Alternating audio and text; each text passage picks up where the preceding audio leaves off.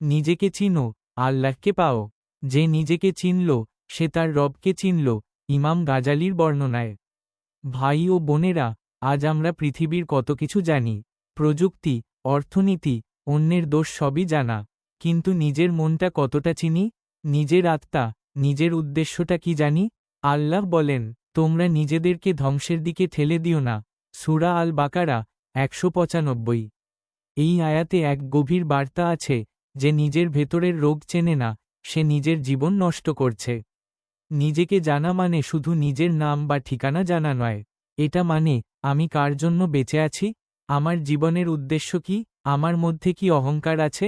হিংসা আছে? আমি কি আল্লাহর সন্তুষ্টির পথে আছি?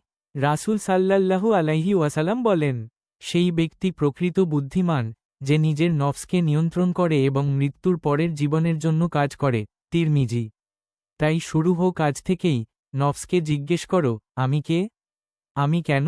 আমি কোথায় যাচ্ছি? যতবার নিজের অন্তরে তাকাবে, ততবার আল্লাহর দিকে একটা নতুন দরজা খুলবে। নিজেকে জানো, নিজের ভুলকে স্বীকার করো, নিজের হৃদয়কে আল্লাহর নূরে ভরে দাও। তবেই তুমি পাবে আত্মিক প্রশান্তি, পাবে আল্লাহর রহমত এবং সফলতা দুনিয়াতে ও আখিরাতে।